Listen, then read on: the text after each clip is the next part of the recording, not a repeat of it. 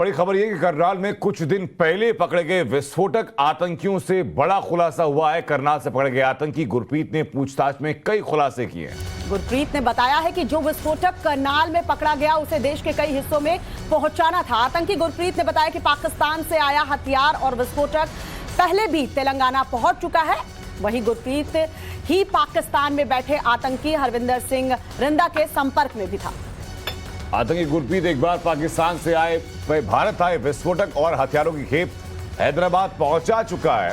और पूछताछ में खुलासा यह भी हुआ कि आईएसआई ने आतंकी रिंदा के कहने पर भारत में जगह जगह पैसे भेजे।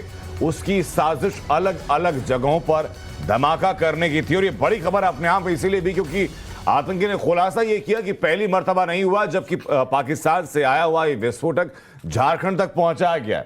इससे पहले भी ऐसी कई साजिशें की हैं और वो कई साजिशें इस आतंकी के मुताबिक कामयाब भी हुई हैं जब पाकिस्तान से आया विस्फोटक को झारखंड पहुंचाया गया। और इस बार भी देश के कई हिस्सों में पहुंचाया जाना था और देश के कई हिस्सों में धमाके किए जा रहे थे।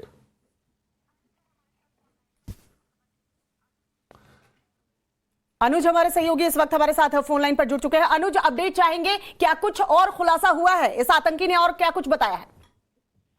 देखिए, अब तक की पूछताछ में ये बात साफ हो गई है कि किस तरीके से रिंदा जो था वो पाकिस्तान में बैठकर ही अपने आउटफिट के जरिए, अपने स्लीपर सेल के जरिए भारत में लगातार आतंकी गतिविधियों को अंजाम देने की फिराक में था। और इसी कड़ी में उसने गुरप्रीत, जो ये 4 लोग पकड़े गए हैं, इनमें गुरप्रीत ही पूरे मामले का मास्टरमाइंड था, क्योंकि गुरप्रीत ही रिंदा के डायरेक्ट संपर्क में था। उसी ने रिंदा के कहने पर विस्फोटक जो है वो सबसे पहले आकाश के ननिहाल में मंगाया और उसके बाद इस विस्फोटक को लेकर ये तेलंगाना जा रहे थे। पूछताछ के दौरान ये पता चला है कि इनका मकसद जो है देश के कई हिस्सों में विस्फोटक रखने का था, यानी साफ तौर पर आतंकी गतिविधियों को अंजाम देने की फिराक में ये थे। साथ ही साथ सबसे बड़ी बात पूछताछ में ये पता चली है कि रिंदा जो है वो आईएसआई की मदद से काफी पैसे जो है वो भारत में भेज चुका है। अपने स्लीपर सेल और जो आउटफिट थे उनको ये पैसे पहुंचाए गए थे ताकि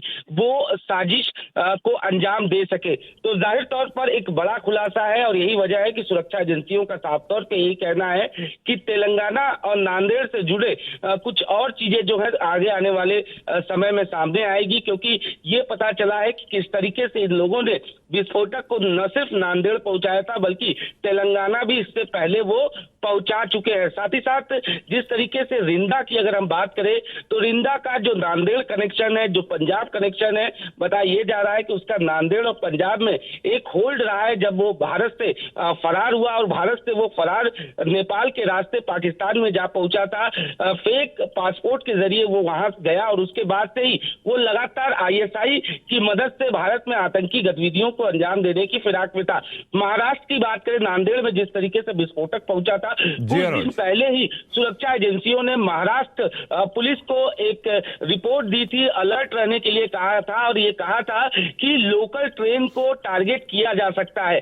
पूछताछ के दौरान ये पता चला है कि जो विस्फोटक गए थे वो शायद इसी मकसद से गए थे। हालांकि अभी इनसे पूछताछ किया जा रहा है, लेकिन जल्दी इस मामले में कुछ और बड़े खुलासे होंगे। जी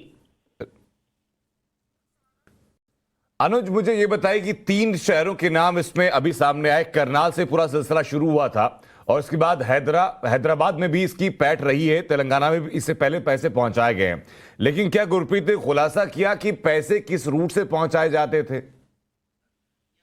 देखिए, जहां तक पैसों की बात की जाए तो यही बात सामने आई कि हवाला के जरिए ये पैसे जो हैं वो भारत में पहुंचाए जाते थे और उसके बाद आतंकी गतिविधियों को अंजाम देने के लिए पैसे दरअसल जो स्लीपर सेल थे, जो आउटफिट्स यहाँ पे मौजूद रहे हैं, आईएसआई की बात किया जाए या रिंदा की बात की जाए, उनको ये पैसे जाते थे ताकि वो आगे जो उनको टारगेट दिया जाता था उस टारगेट को अंजाम दे सके। इसी वजह से ये पैसे जो है वो यहाँ पहुंचाए जाते थे। साथ ही साथ विस्फोटक जो जो है वो जिस तरीके से पूछताछ में ये बात सामने आई कि आईएसआई की मदद से ये विस्फोटक जो है वो ड्रोन के जरिए पहुंचाए जाते थे और पर्टिकुलर रिंदा जो है वो हर एक मिशन के लिए एक नए लोगों की तलाश करता था। हालांकि गुरप्रीत जो है वो रिंदा के लिए पहले भी काम कर चुका है, ऐसा उसने पूछताछ में बताया। उसने जो अपने दो साथी को जोड़ा, उनको ये कहकर वो तेलंगाना ले जा रहा था कि उन्हें एक धार्मिक स्थल का वो दर्शन कराएगा। साथ ही साथ उसने ये बताया था कि इसमें कुछ ड्रग्स है जिसे